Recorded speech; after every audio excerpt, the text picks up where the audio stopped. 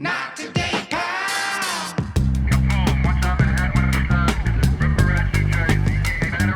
Not today. We have an awesome guest today. Oh, thank you. Did you slide into my DMs? I did. He slid into my DMs, Yes. which was so cool because I'm such a fan. And he said he was a fan of Not Today, Pal. Yeah. And wanted to come on next time he was in town. Everybody welcome Joe Gatto. Yay, I'm here. Please. Thank you. Thank you so much. We appreciate it so much. Thank Thank you for. Yeah. Oh, you kidding me? This is great. Fantastic. This is great. Yeah. A lot of people actually think that you and I have a very close friendship. Do they? Yeah, because in 2004, a good friend of mine, I worked at Nordstrom in LA, and he was house sitting for Lance Bass, Yes. and I had to pick him up to go out somewhere, and your Christmas card was on the refrigerator. And I took it. And I hung it on my Christmas card. I hung it on my refrigerator in my house in North Hollywood. Oh, my God. And every time somebody came over, they're like, "Oh my God, you know?" I was like, "Yeah, we're like this." Like, she sent you the Christmas card. I'm like, "Yeah." So I'm going to put you on the list now. I'm on. See? Great. I don't have Wasn't- to go and steal it anymore. That's right. That's a funny story. It was the only Christmas card up. Yeah, that was it. I know it's so funny. It was like that and just like a wallet of my nephew. You know, like one of those wallet sizes with the lasers behind them. The one of the things I wanted to know was like if they were going to do an all-star version of Impractical Jokers, and it was like you had to pick one bit for everyone to do over again. And have they done this? They've probably done this. There's so many Impractical Jokers. I know there is. I mean, we've thought of everything to Yeah. do, but there was consistently one that we decided we would start off every season doing. It was playing receptionists because it was always gold. It was always a home run. It was always so awkward and believable, and it was just like every season there was. I think I would probably say my top 10 moments of the show were probably when we were doing reception or being behind a counter.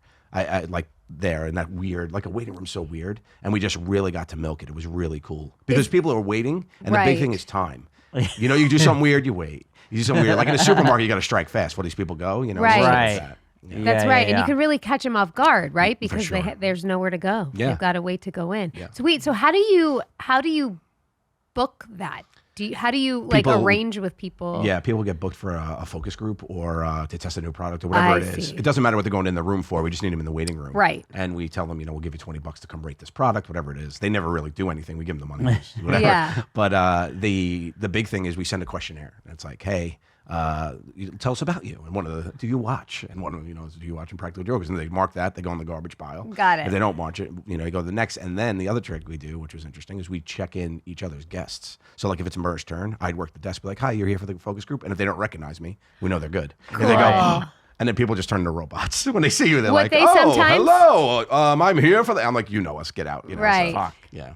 One of my favorite, you guys did one on Sal where he was interviewing somebody to see if they potentially wanted to work somewhere, and you guys had a framed photo of a dead employee, and then he would alive just walk through the hall and everyone would ignore him as if he was a ghost, and the guy was just sitting there. Yeah, that was a reception one. That was Great. so good. Yeah, we had a little memorial set in a chair next to him. We made him sit in that chair, and there was a whole memorial. It was like, oh, and he went into the whole backstory of it. Yes, Yeah, that yes. was fun. Well, one of the ones you did as a receptionist, I think, too, is like, I think in acting, some of the hardest stuff is like stuff that people really do every day, like laughing. I'm like, I can't fucking do it.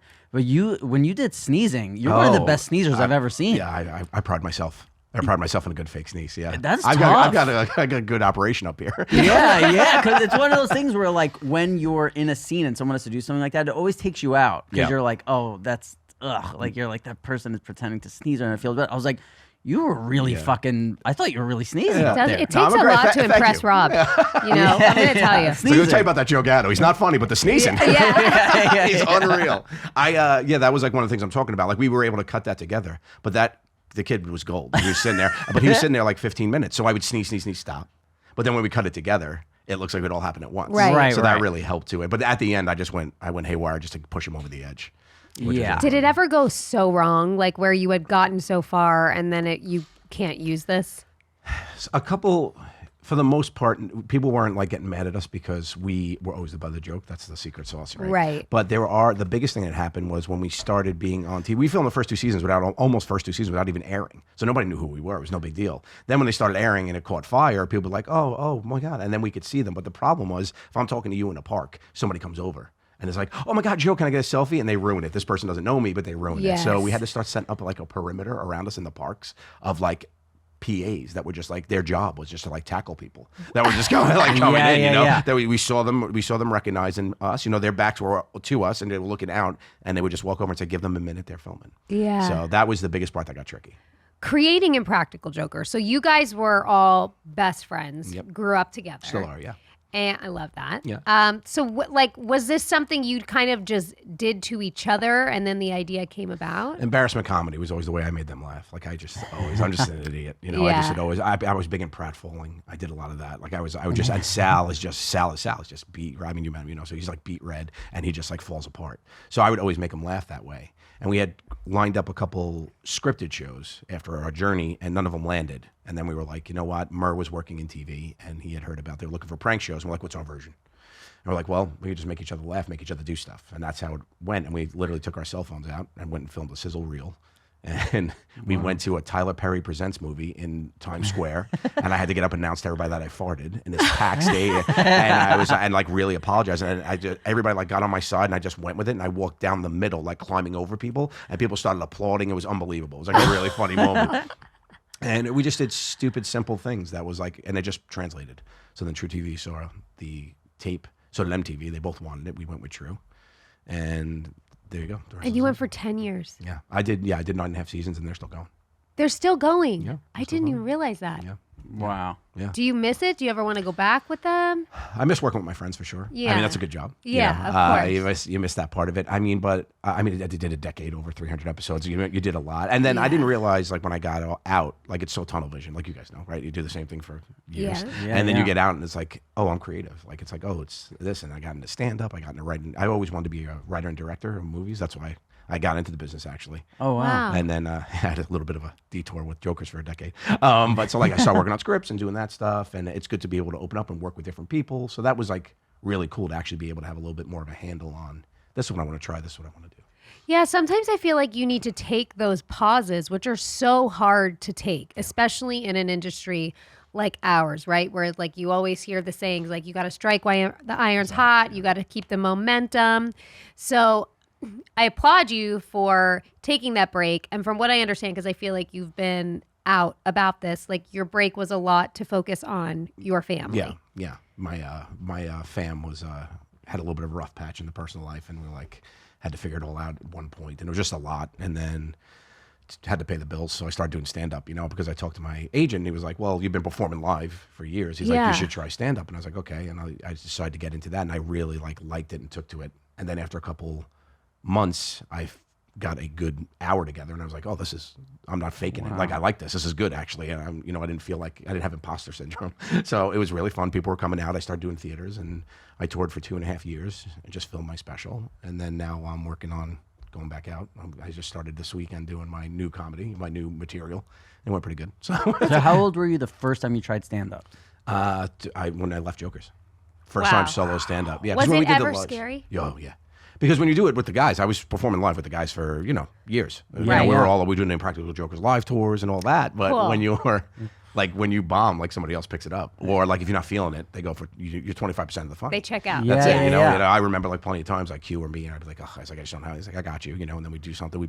Somebody else will tell a different story. Well, it's like a jigsaw puzzle, But then I was on stage and I was like, oh wow, like this is weird. But it gives you a thing, like if it fails, it's on you. When it succeeds, it's on you. Yeah. So that was like a cool thing that I never had to really share I always share the accomplishment. So when something went that well, I was like, wow, I played the Beacon, and it was like, it's probably the greatest night of my life career ever. I played the Beacon, sold out crowd. My kids were there, my wife, and it was just like such a really, really cool moment. And I was like, wow, that was me. And that was one of the first times I was like, you look around and Jew, Yeah. And I love being collaborative and stuff too. So I always work that way, but it was like a weird, different feel, That's a special moment. I can feel that for you, Yeah. especially having your family there and to celebrate, like this new avenue for yourself Yeah. that you're doing, like you said, and on your own. That's really scary after Yeah. doing it Oh, for with sure. people for a long time. Where'd you do your first stand up? Appleton, Wisconsin. Oh, Really? How they Little like you club. out there Oh, it was in so Appleton. it was so fun. Was It that a the- calculated move? Yeah, it was like go hide in Wisconsin. yeah. It It's like, sounds- hey, they'll be Yeah. all right. Yeah, it was a little comedy club in Appleton, Wisconsin, and it was like the whitest crowd I'd ever seen. There was like it was like There's people in witness protection. it was 100% just all. It was like no diversity, and I was like, this is so weird. Becoming from New York, and I was like, this is so weird, and it was like talking to like a bowl of marshmallows. Like it was just everybody, Yeah. and I was like, this is very bizarre. But they were. It was good. Like I went with Steve Byrne, who's a fellow comic of mine, and Mark Jagardian, who's another comic I know. And I took them with me, and I let them do some time, and then they helped me after. And I remember coming back after I did 35 minutes my first time up there. That's a long Yeah, it was. time. Yeah, I just was having fun. And then I came back, and my friend Steve was like, "Oh, you're an asshole." Like he was so mad. He's like, "You were funny for 35 minutes your first time up. You got this. Don't Yeah. worry." So they helped me like craft it and stuff. So it was a fun process for sure. That I feel like the comedy world, I'm finding, because ever since we started this podcast and even just being in this building and like you pass by Yeah. cool people all the time, and we've been able to sit and talk to some amazing comics like yourself, it's a really tight-knit, supportive For sure. community. And it's not something you find necessarily in show business. Like I just feel like comedians, you're all really, really supportive of each other. I think that's really cool. Yeah, everybody has a different path to it. You know. Yeah. Everybody comes up a different way. It's and- all you. It's Yeah. just your life, your That's it. stories, right? Yeah, 100%. And then, everybody has a different tactic. Like, I'm a storyteller on stage. Most of my stuff is just stories. I'm Right. not really like, what's the deal with, like, I'm not like that. Yeah. Pizza, but Yeah. I do that. I do, like, a lot of stories. I grew up Italian and in Staten Island. I'm a crazy mother. My family, my kids are nuts. Like, it's a fun thing. So to show that part of my life is different for me because I never really actually had the avenue to do that. You're on Right. a TV show. My daughter was on the show a couple times, like we used her in jokes and stuff, but it was never to be able to show stories from that part of your life. So that was really cool to be able to integrate that stuff, Another passion of yours is dogs. Oh, so many. Love dogs. Do you currently, I'm making sure I read this right, you currently have 14 dogs? So we have Gatto Pups and Friends is my charity. It's a Right. sanctuary in my house. So the Gatto Pups are 12 dogs. Those are mine. And then in the home, we have, in the sanctuary, we have a total of right now 26. Those are, and all All those, for adoption. They're up for they're all adoption. for adoption, but they're you, all old. you tend to them every day? Yes, Like, yeah. like these are your animals Yeah. until somebody comes adopt Yeah, we them. have volunteers and stuff. So it started with my wife just collecting old dogs. Like she has a soft spot for like decrepit, like old dogs. Our first dog was Mishkeen, tongue hanging out, blind. He used to fall in the pool, like one of those, right? That's what Tom and Christina are doing. They took us in. Yeah, Couple of that's old dogs. Yeah. If your tongue starts hanging out, it's going to be a problem. So we started with that, and then we were like a couple years ago, I think about a year and a half ago, I was like, why don't we do this for real and start adopting out dogs? And I think this weekend we adopted out Sunday, one of our dogs. I know it's our 95th dog that we've That's adopted out over a amazing. year and a half. It's great. And all my dogs are named after Italian pasta and All desserts. food? Yeah. Cannoli, biscotti, tartufo, tiramisu, Napoleon, struffola. The brother and sister fettuccine alfredo. That's great. Do they all actually know their names? 100%. My dogs Really? do. Yeah, my dogs do. It's a pack mentality. And how, where do they range size-wise, breed-wise? All kind of small All and all. kind- Yeah, I have my big dog. One of my big dogs is Napoleon, and he's a corgi shepherd mix. So it's like somebody left a shepherd in a dryer. It's like a strong sweater, like one of those. Does he have short legs? Yeah, he does. He has like that, but Oh. he's like got the confidence of his shepherd. Like Right. he walks big and stuff, but he's so cute. So he's probably one of my biggest. They range probably about 20. Him and Struffola are my two big ones, but the Oh, rest are that's like nice. small little ones. And are they like in your bed? sleep with us. Wow. Yeah. All 12 12? sleep with you? Get Struffola outta sleeps in the here. bed because she's a big girl, and Fettuccine and Alfredo sleep downstairs. So there's 8 dogs in my bed. Yeah. Wait, what? Yeah, shit. Do you have a photo? How- you can share? aren't they always moving? Is your or, like, wife how in do your you, bed? Yeah, she's there too. She's in there But too? all of them sleep on top of me. I could probably Like give you a photo. on top? Do you sleep on your back? I sleep on my back, Tetris style, legs like a jar. Okay. Spumoni's on my pillow, and then Biscotti's. Well, I next to guess me. you're Those kind are of my like two. bolstered by all their little bodies. I sleep like it's like a neck pillow. Yeah, I was gonna say, I put like, a Biscotti around me. I could sleep with 12 dogs too. It was so weird because when I separated from my wife, I got my own place and I brought Spumoni and Biscotti. Those are my two dogs. They're both kind of little. And they were my two dogs and they absolutely loved it. They didn't have to share me in the bed. They jumped up. And every time like we went, I remember when I moved back into the house and it was our first night there, they literally sat by the door and like, what are you doing? Like, we got to go to our place. Like, Yeah. I was like, I know, I live here now again. And they were like, dude, there's too many dogs in this bed.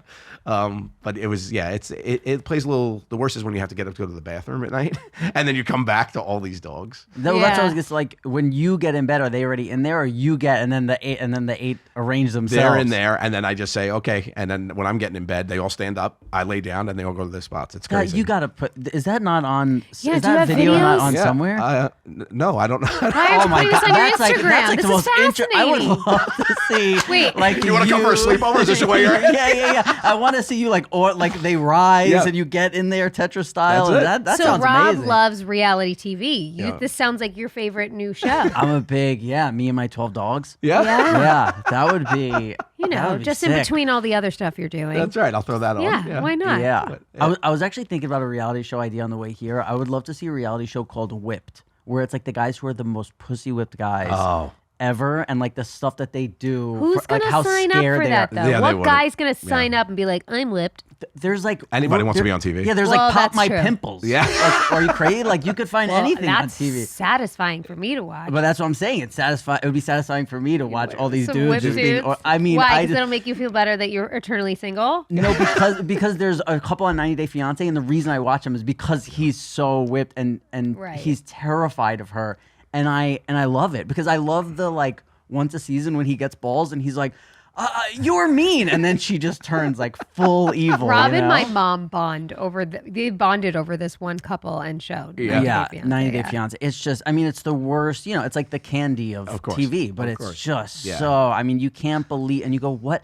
I think it's so amusing to me to watch people who are just destroying their It's lives. a train wreck, right? You can't look away. You're like, Where oh, you're like, God. like you can have a much better life if you just do like these three things. Like, you know, it would be like if somebody, it's But like. the fame and the it means way more to The them than motivator. anything See, I think it's else. more the like the childhood trauma that they can't shit. Like they think like, oh no, this is how relationships are supposed to be. Well, yeah.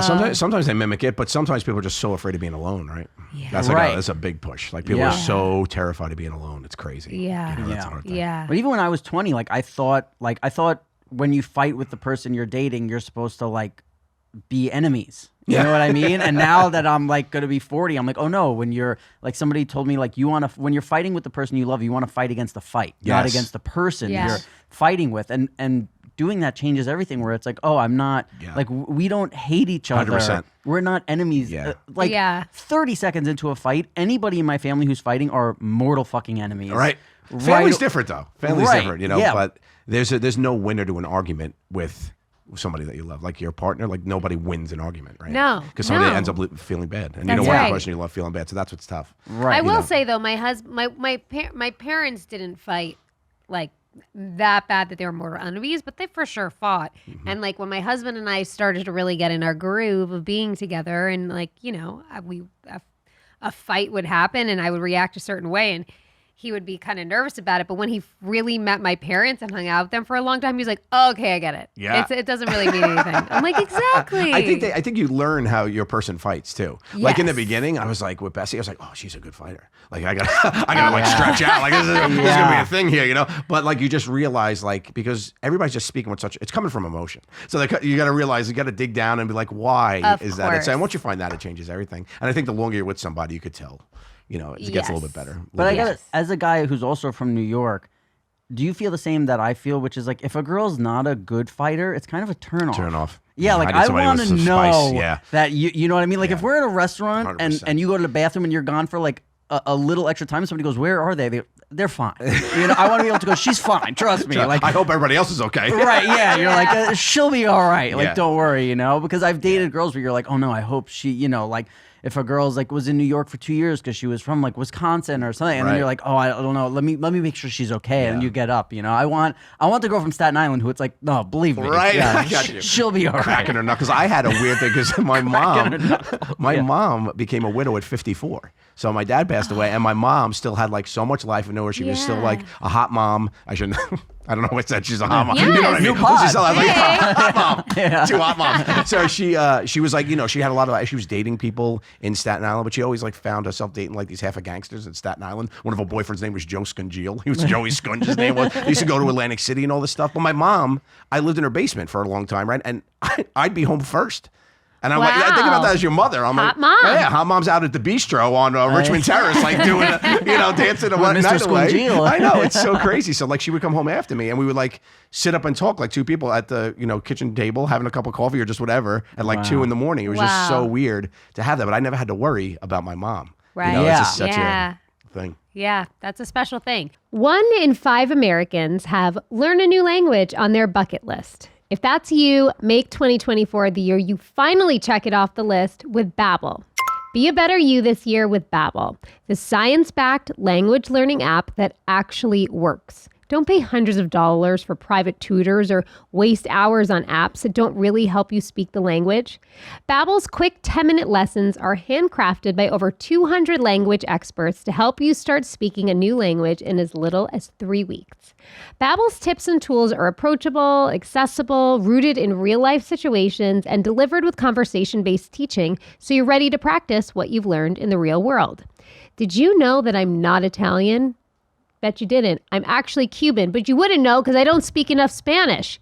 Here's a special limited time deal for our listeners and me. Right now, get 55% off your Babbel subscription, but only for our listeners at babbel.com/pal. Get 55% off at babbel.com/pal. Spelled BABBEL.com/pal. Rules and restrictions may apply. Yeah. So you mentioned podcasts. So you have a podcast called Two Cool Moms. Two Cool Moms, yes. Me and Steve Byrne dispense motherly advice to people that need their help. We talk about, he had a cool mom growing up and so did I, and we like to think we inherited those genes. Their wisdom? Their wisdom, yeah. So we tell stories about growing up, and then the second part of the pod is we take dilemmas and solve them to the best of our ability. Do you get some good people. questions? We get some great ones, yeah. A lot. I get the number one question, people ask us all the time, the number one question is, how do I make friends as an adult? We get that. Wow. We get that 10 times Those people a don't week. drink enough. No, that's Yeah. Go have a drink. Go have a drink. Not You'll be hot. fine. Not hot people. Yeah. What? So what did you tell them? What is the advice that you give to them? I tell them to start working out and get drunk. No, I'm just kidding. Yeah. For the most part, I think a thing that I heard a long time ago that always stuck with me is every best friend starts as a stranger. And once you embrace that and you just say hello to somebody, it's fine, So I just say, you got to put yourself in a position where you're comfortable talking to people. So whatever it may be for you, if it's working in a coffee shop, if you're shopping in a supermarket, or even if you're just in a park or whatever it is, if you feel like comfortable, you have to be in a surrounding you're comfortable to meet new people. Yes. So that's a number one for me. Some people, it's at a club where you could hide in the darkness behind the music, or at a bar, and then some people, it's like they feel more comfortable in like a coffee shop or whatever. So for me, it's the surroundings really dictate that. Yeah, for sure. We sometimes get some people write in to advice from us. Mm-hmm. We call it sweet and sour because Yes, I know. He's the Like- sweet, you're the sour. Exactly. Yeah, exactly. Yes. Usually of that's her how it shit over goes. here. Sorry, Rob. The if you could have something from the time that like before you guys started filming anything, if you could think back on your friendship back then with the guys, if there was anything that you could have on camera, is there something that stands out?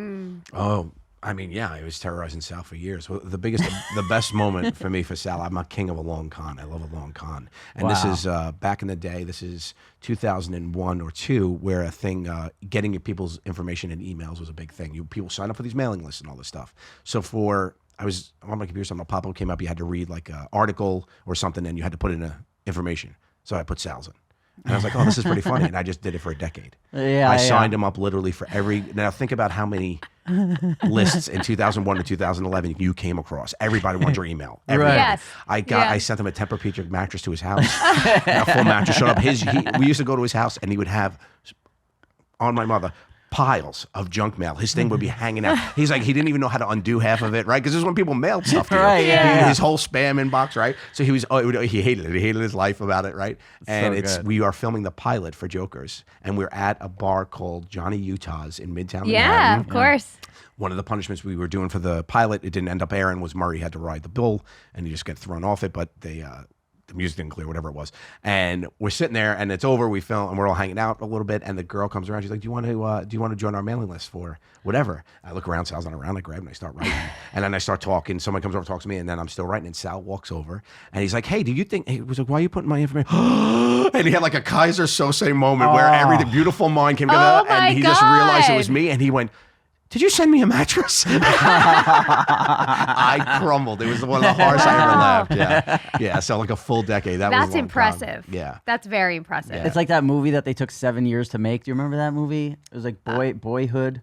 Oh yeah, with Ethan Patricia Hawke, Arquette, right? right? Yeah. And they shot it in like it was like 2000. Then they shot again in 2003, and then again in Yeah. Oh, that's cool. 2007. So Yeah. you could actually see like the kid growing up. and That's going really cool. That's what you should have done with know. your. I didn't realize- 11 a documentary of 11 years Yeah. about him. That was the inspiration for one of my favorites that we did to him was when he thought he was getting arrested.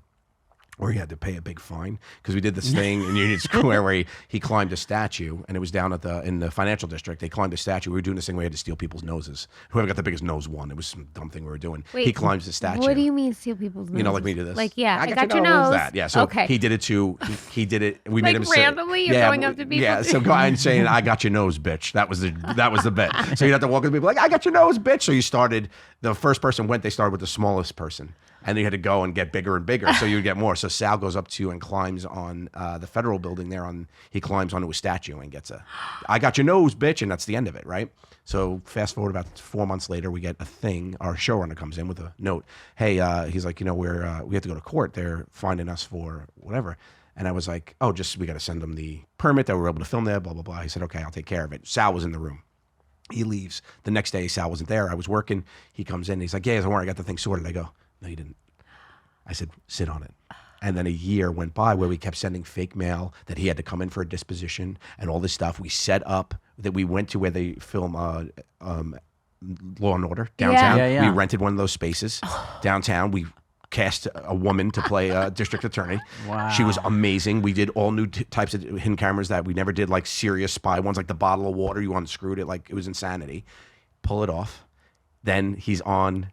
We're filming in Washington Square Park, and we get raided by the FBI because he missed his court date. And they come up and they grab him, and he's like, "What's going on?" or whatever. And then we just reveal it to him, and he just crumbles. And I was like, that took about a year and a half. No, Wow. it took about a year and a half for us to do that because I'm we wanted to space it out. I'm so impressed Yeah. with your guys' commitment. Yeah. I don't think I've ever kept anything going longer Yeah. than a. But the hardest half part a was day. everybody on the crew was so anxious for a year and a half because they didn't want to ruin it, yes. because everybody was in on it except Yes. Sal. So nobody would talk to him like for a year. Everybody ignored Sal. Like they were just Poor away from him. Sal. Yeah. It sounds like he's But it was a always good the one one. that's getting that. He just wears it the best. He wears yeah. it the best. Yeah. Yeah. Has something ever been going really bad in your life, and you were like, oh, somebody's fucking with me, but it was really something was going bad? Oh yeah, me and my wife. Right. Like, yeah, sure, I'm we're like, guys, getting you got me. divorced. You got me good, guys. I'm getting divorced. Yeah, you could have the 10 dogs, sure. Yeah.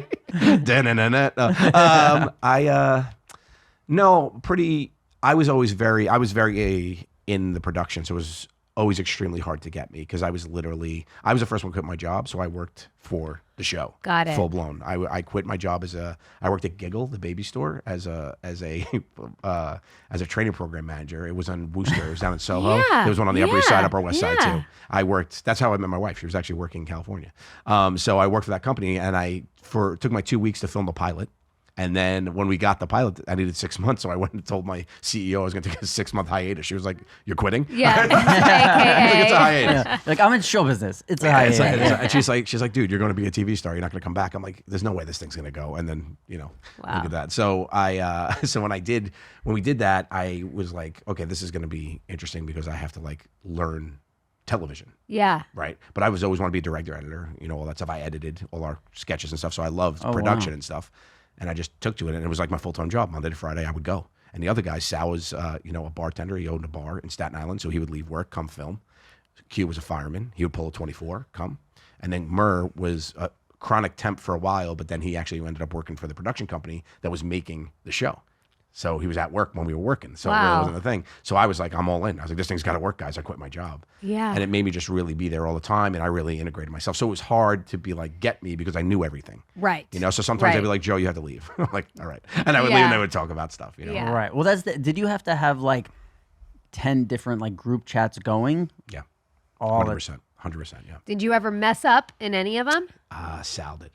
Sal messed up big. They were going to get me good. It's always Sal. Sal, I know, you're God, right. You're right. Sal. But then Sal tried to backtrack it, but I'm too quick. And I was like, and I called him, and then everybody in the room started being like getting weird. And I said, So they were doing a thing. We were performing live, and they were going to do one of the casinos. They were going to announce to the crowd. They were going to tell me the show was later. They were going to announce to the crowd to not laugh at a thing I did in New Orleans.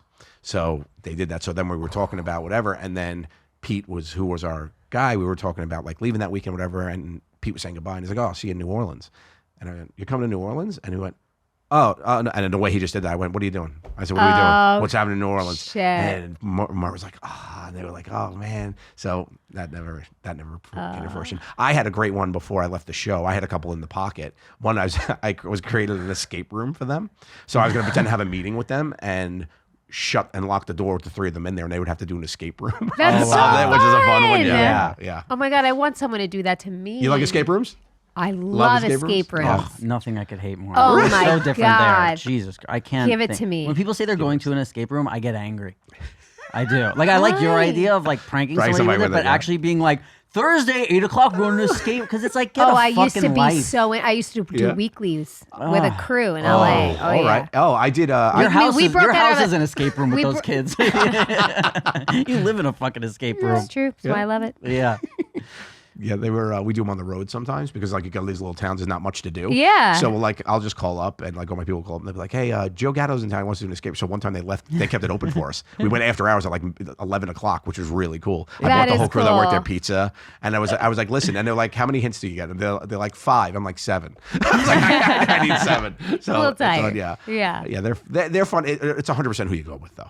Yeah, Yes. You know what I mean? It's I just 100. would never go. I would never. I have would a just new. be so. I have a new goal. I Too think we many should go to an germs. escape Because room. everybody's touched I hate everything. like no. I just hate the idea of like we're all in on this like fake thing. It's like I could just fucking walk. Like I just and you know what? You know what? Sometimes I get the feeling of like I hate acting. Yeah. And to me, that feels like acting. Like, oh, we're being put in this room. How do we get out? We walk fucking out. Like, I love it. I hate. I my love God, murder. once- What do you feel about murder mystery nights then when they act the character actors? Those are phenomenal. Did you ever do those? Those are annoying. I've Oh, never- wow. Those I don't are have enough annoying. friends to do that. Yeah.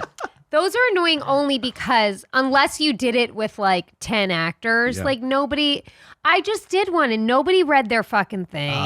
it was very annoying. Yeah, that's she's method. Yeah, That's yeah. the problem. Yes. Yeah. Oh my God. You gotta take it. You gotta take it seriously. At one time, I was for sure the key person to get out of this haunted ship, and I was like riding that wave for days of just the pride that I felt that I was, You're welcome, figured it all everyone. out. You're yeah, welcome, exactly. everybody. Yeah. We would have been You know stuck what else forever. she did? You did like a weekend of Big Brother. You know the show yeah. Big Brother? Yeah. So they like paid people Really? to put on a real Big Brother, and her friends did like a full Big Brother. It was the best. That is interesting. It was. Where was it? in LA. It was at Lance Bass's house.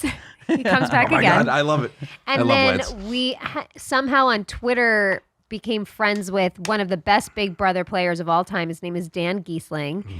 And he flew out with his wife and surprised us and played with us for 3 days. Oh It my was goodness. a dream. So you did a 3-day Big Brother? Oh, I wish it was 3 months. It was the best. Yeah. so fun. Yeah, that was pre-kids. You Yeah, know, of course. when you could Oh, have yeah. all the time in the world to That's do it. all the things. What else am I doing? Sure, I'll go That's away for right. 2 days. Get Exactly. locked with strangers in Lance Exactly. Bass's house. I'm almost 40. I don't have kids, and still I don't have time for that. Somehow, somehow Rob has no time for fake. Shocker. You could make time. You could make time if you wanted. Oh, escape room guys. Oh, I just don't have the time. Oh, hello? Sorry, guys. I Yeah. can't. That's what sucks is I always talk about how I do nothing like very publicly, and then when people ask me to do stuff I don't want to do, and I'm like, oh, I can't. They're like, Why? why? What are you doing? I'm like, you know, I'm doing nothing. I just don't want to. What do you? I appreciate people like you though.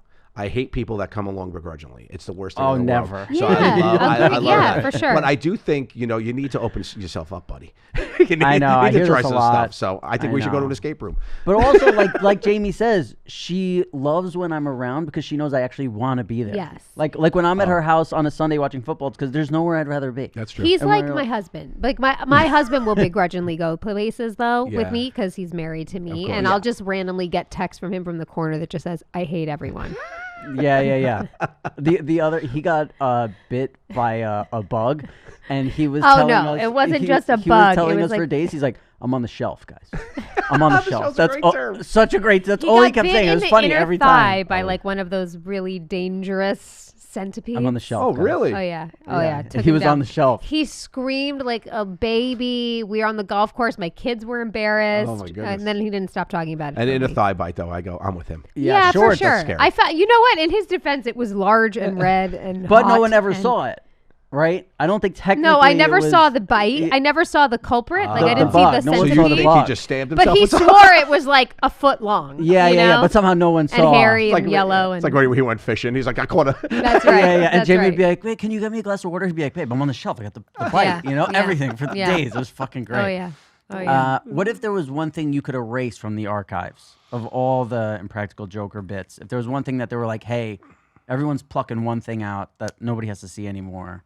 I don't know, like season 3, I was at my fattest at 225 pounds in high definition, so I'd probably take the whole season. Yeah. That's a good answer. Yeah. So I have to take back the first 3 seasons of Sopranos. Okay. Yeah, ish. We can do that. Yeah. I'm sure HBO will have no problem with that request. Can you take these off demand? I was a little overweight. Guys, look at me, all right? Just Yeah. side by side now. They're very understanding. Yeah. That's funny because I just rewatched it again. I've watched the whole series, beginning to end, 4 times so far in my life. Like I watched it when it came out, then I watched it. My wife had never seen it, so I had the DVDs. When Yeah. she moved to New York, we watched it together, and I watched it 2 more times since then. But it is so funny to see like kids grow up on TV, right? That's gotta be so, because I look at me, I had from 30, I didn't get on TV until I was 34, so I kind of look like what I look like, but then I just kind of like fell apart. I was 32 to 42, and you just watch like the seasons, and it's so funny. And me and Sal had the biggest swings in weight. So you would see I was like, oh, that was a rough season for me. I newly got married. I was like, okay, there's a big fat guy. Oh, there you go. I just started seeing myself. I went down lower. But you just see yourself for like that long of a time. Yeah. And it's forever kept. Like, Yeah. you know, my kids will be able to see their dad for 9 years. Just Yeah. like, it's crazy. Yeah. I heard someone say actually recently that people, like when they're introduced to you or they become a fan of you, get stuck on that version of you. And it's very hard for them. So like, you know, I feel like we run into that all the time. Like people will be like, "Oh, you're that old," or that. I'm like, that's what happens. Well, like people grow up. Yeah. You were probably arguably the most famous kids in the world for a long time. Like, you know what I mean? To adults, to for adults sure. for sure. To Like, you were adults, kids, yes, you know what I mean? not to They're other like, kids, Yeah, yeah. that's it. We would go to like the Young Star Awards, and they'd be like, "Who the fuck are these two?" We Yeah. could just be, you know, I'd in be the corner. 13 outside smoking. They'd be like, "What is this?" These other kids would have like fucking And filler. I'd have like a cheetah print like dress on. Yeah. It was just very New York. So we stuck out so We bad stuck out in so LA. bad. It was, Yeah. and then one time they told us to go to one, and we showed up, and they were like, "No, that's not here." Remember? Yeah, And they were with like- our moms. They were like, "Are you guys here for the magic show?" So we showed up. It was like It was fucking at Practical the, Jokers. No, you know where it was at? Did you ever? Well, I don't know if you ever heard of it. There was a place in LA in the Valley called the Oakwood Apartments. And they were like, you know, long-term rental type apartments that had little kitchenettes, whatever, that kids notoriously would fly out with their parents or a guardian to do pilot season when there used Stay to be there. pilot season. Yep. So that's where we were going to these Oakwood Apartments. Yeah, but they were like, "Oh yeah, there's some like award show," and I think we had done one already, so we were like, "Okay, like I'm in a suit, You're ready to go. she's in a thing," because Yeah. like we won the year before. that's and we're like, amazing. "Okay, here we go," and we pull up in a fucking limo Yep. to this place where like it would be like pulling up to a limo to a gas station, and we were like, hello," But literally and an someone- apartment building. Yeah, and this woman was like the only woman around, and we're like, "Excuse me," and they saw that like I'm in a suit, so they're like, "Oh, the magic show? Like you're here for the magic show?" And we're like, "No." And this is a time where like it's not like just call someone's cell phone and Right. this, you know. So Yeah. we're like, "What the fuck do we do?" Right. I don't even know how we What did we figured it do? out. Yeah, I I don't have know. no idea. Just I stood on think the we got corner. there late. It was Yeah. at some random log cabin, wasn't it? Why am I having a vision of like a log cabin? I don't know, but I remember the worst was so one time we actually did go to this was the cringiest. We went to a kids award show. Yep. And one of the so there was the Hollywood Reporter Awards who treated Mm-hmm. us like gold, like they loved us. They were such fans, and but this one treated us like crap, and they put us like all the way in the back, and which is fine. Like we're cool, cool, and we're hanging out, and because like all the Nickelodeon kids are in the Oh, front or yeah. whatever. I mean, the So- big wigs. right? That's right. So they have some like I don't know what age, a young girl come out and talk about something, and they put we can't. Well, see we were so far shit. back, so we can't hear or see anything. And they had like subtitles on the screen of her, and then they showed like a video of a young person talking in a language that we had never heard in our lives, and we're like young kids, and it was so hilarious. It was to us. bizarre. And just the fucking two of us are laughing Losing it. so hard, and the subtitles were like, "They took my family." It was I was in a imprisoned camp, and me and her are just 'Cause we have no fucking idea. howling. And all these LA people are like, "Oh my god, it's so," and then we finally like realized we're like, "Oh, maybe we shouldn't be." And they're like, "Yeah, this girl was like tortured in a camp." You're like, and get it, guys, get it. Yeah. There we are. See, there's my cheetah dress. Oh my Look at us. Wow. Yeah.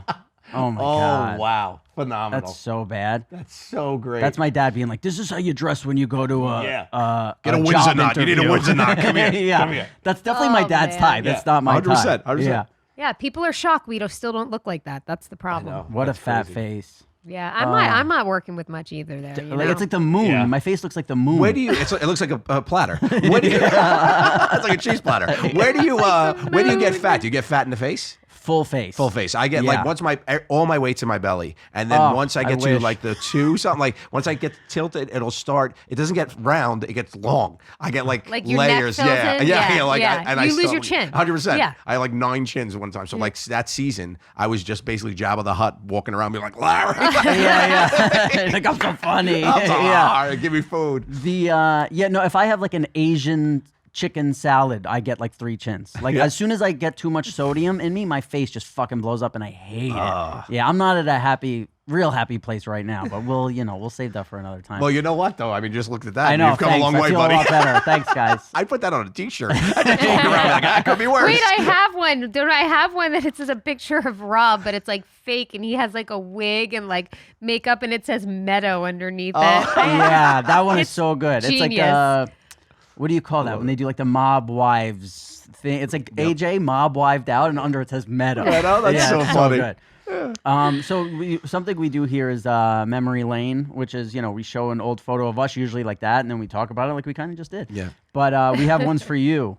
Oh.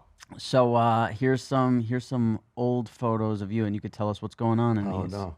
I got that was me as Captain Fatbelly, where I almost died on top of You're the Roosevelt Captain tram. what? Captain Fatbelly. So they made me. It's a Roosevelt City tram. You know the tram that goes next Yeah. to the Queensboro Bridge. yeah. Come on. So I'm on top of it. That has to be Wait, kind of like what? a dream come It true. was kind of cool, but they didn't test when it stopped. So the first time it stopped, the whole thing goes. Because the whole joke yeah. was it would stop. To get me across, I had to do tasks. So they put like fake dogs that I had to save. And at this point, I'm telling everyone to suck it. They made me tell the other trams I can like, see to that. suck it. I can tell Yeah. it. So I was telling New Jersey, suck it. Brooklyn, suck it. Everybody except Staten Island. Yeah. But Of when course. it stopped, I like jolted towards the front. I'm locked in, thank goodness. But I jolted to the front. I got really scared. And Sal freaks out, but he's in the thing in the bottom. I'm like, dude, why are you scared? Yeah. For you. He Yeah, was worried that's about his his friend. friend. Yeah, that's probably one of my most famous characters. that I Wow. played, And then we Captain have some Fatbelly. other. Oh God, What is this? Well, go to the other Is that one. you being held? sumo. Yeah, Yeah, wrestling. there you by, go. Oh my yeah, god. that's me. And they made me think that it was a diaper commercial that I was going to play a baby. So they Yeah, dressed that's me as a baby, and then I walk out and they recreated a scene from like Chinatown where place your bets, and everybody comes Yeah. out and they made all characters. If you look around the room, A it's diaper hysterical. Everybody's doing commercial. like That's fake. so funny. So when you Yeah. walk into that situation, are you stoked? Are you scared? I Like- was Bayumba is a ginormous gentleman. He has passed away Yes. since. Rest in peace. He was a great guy, but he beautiful was skin. And yeah, he was great. And he jumped. He would like pick. It was so funny because we talked like before we started rolling. I was like, I'm gonna come at you. You know, and I'm like at this point I'm Yeah. probably like 220 or whatever. And I'm like, I'm gonna come at you. Is that cool? He's like. Yeah. And I went, and I just went as fast as I could, and I literally jumped sideways. I bounced right off him, like he didn't even move. He was like that, like one of those, you know. How much does he weigh? You think? He was three. He was high threes. Well, he wears it well. He wears He it well, does. yeah. That's what I'm Yeah. saying. Look at this Yeah, smoothness. he was a world champion too. He was very good at moving. There's guys bigger than him, but he was very good at moving people because they just grab your. He got real low and grabs your diaper. Yeah. And Yeah. He was just tossing telling me you around. it's a diaper commercial is so funny. Yeah, it Wait, was are really you funny. wearing like an actual like There you go. diaper? Like a Oh, rigid diaper. wow. Yeah, they did a diaper. So Yeah. they're placing bets on me, the guys. And I'm like, and I had to get them out of the circle. So at this point, I'm telling them, how the hell am I supposed to get them out of the circle? You know? I think for me the most memorable one is the Winnie Cooper. Oh, fantastic. I mean, it's just because, like when you do something like this, it's hilarious, but I don't feel it in the pit of my stomach because that'll never be me. Where like everyone had a childhood crush. 100%. And I was thinking about that when I was writing these notes. Is like, is there anybody ever who's like, no, I didn't have a childhood crush? Never. Like, there's nobody, Yeah, right? That's part of your. No. Yeah. No. That's like one of those things where it's like, wow, my first crush. So Who had a crush on her? Murr? So Murr, it was funny because that's the first switch we ever did, and we unlocked a thing and be like, oh, this is so fun if we trick people thinking it's something else. So he thought he was going. We oiled him up and put him in a Speedo. We thought he was going into a bodybuilding competition, and we were at the Marriott in Midtown, and we rented out the room next to it, and we cast a bunch of bodybuilders, and we played music through the system to make it sound like there was a whole convention going on next door. So he's completely sold it. There's people working out there oiling each other up. They're oiling Murray up, right? And it's like, okay, Murray, when you go in, you're on the stage. So bust in that door, like whatever. And he busts the door in, and it's like a 2020 style interview with Winnie Cooper sitting in the thing, his childhood crush. And he sits there, and he literally, the door shuts behind him. He doesn't know what to do. He turns and goes right to the door. He just stands at the door. And he doesn't know that he's clenching his butt My cheeks cheeks, yeah. in the little bathing Yeah, suit. it's so great. That's just a pure 10 out of 10. Like that could not have. I mean, it's just so. And you think, oh my! I could even you telling it. I feel it in the pit of my stomach. When we of saw like, it happen, not feel for him. Feel for me. I know. I feel for me. I don't feel for him. No, when we saw it happen, I was like, you know, when you're watching something and you're like, this is it. Like this is good. It's like the moment that like when they took off the tattoos, and I was like, this is something that's gonna be like amazing. You know, it's like it's just like that kind of fun thing. Yeah, and you feel bad. It's so bad because it's your friend, and you're torturing them. But and at the same time, when you're getting punished, you're like, "Oh, these idiots!" But I'm so proud of them. You know, it's like a weird, right. Yeah. Well, that's like the dichotomy. slow clap. You just wanna. Yeah. There's also you kind of are like an inspirational speaker on your Instagram a little bit. So we have ones here. I want to know your motivation behind this one because it's really incredible. Hey guys, friendly reminder from your friend Joe here. If people are annoying you, you could tell them to go fuck themselves. Stay happy. Amazing. Jamie It's needs true. that. You need that, Jamie. I need to learn from Yeah. you. It's true. I And need to sometimes go to it'll the be me school who of you're Joe. telling, and I'll sacrifice you telling I me to would go fuck never myself tell you that. sometimes to My tell other kids, I people. need to learn to tell my kids that. Yeah, that's the Fuck hardest part. themselves. That's the hardest I'm part. pretty sure I've heard. Well, her kid told her the other day, "I hope you." No, what did he say? "I hope you die." He whispered in my ear, "I want you to die." Oh, Yeah. Isn't that man, sweet? that's so sweet. Yeah. How old? 6. Okay, yeah, right there. After doing everything humanly possible for him all day. 100%. Yeah, I want you He's to just die. one of those kids that Wants he's you a to die. Dykstra, and his only reaction to anything is anger. He has access to nothing else, and I know that is my greatest work will be in the world. Is to try to teach him to have another emotion. My son is super sensitive. Yes, So everything yes. is devastating. Yes, him. yes. Devastating. It's the worst. Yeah. It's the worst. How But old is he? He is 6. He'll be 7 this month. And then my daughter just turned 9. So I have a 9-year-old daughter. But he is like, is quiet and quirky like I am. Like I was a nerd growing up. Like I made math tests for my father when he came home from work. Like one of those, right? So he does that kind of stuff. He's a math genius. He's like a little kid. But like he loves they discovering me now, like in like Yeah. comedy and getting their own humor, and he loves the supermarket. And a couple months ago, we were going to the supermarket, and he's laughing, walking behind me, and I go, "What's up, buddy?" And he points to a woman that's got a shopping cart and a pineapple, and he goes, "The pineapple." I go, "Yeah." He goes, "I put it there," Oh wow! and he was so proud, Wow. so proud. I thought you were going to say he knows about the swingers Oh, thing. I was like, wow, wow. very good. Yeah. Glenn, that's really That's very So then he was funny. like, but then I was like at a crossroads. I'm like, "Do I teach this kid that's wrong?" Or I'm like, Right. "I'm proud of you." Yeah, no, both. that's Yeah. great Both. because it's sweet. Yeah, it's You know, sweet. and he's not Yeah, like, look, I got a harmless. 20 from Yeah, her purse. I know. Yeah, Yeah. He's like pineapple showing. in He's it. like showing off, and he's like, That's "Oh," so he's like, "Tell me cute. how he did it." I'm like, "Dude, I built your college fund on doing this shit." yeah, right. But it was really sweet. How do you think I put you inside your mom? I know. Yeah, it was just a fucking big That's prank. it. Everything's Yeah. a prank. Gotcha. Well, listen, we appreciate you Yeah, coming so much. So great. I'm so glad we were able to make this happen, and thank you for liking us and wanting to come on the show. guys are We'll great. have you back anytime. Oh, you're the best. Thank you for having me. It was really Yeah. good. Yeah, thanks. You got it.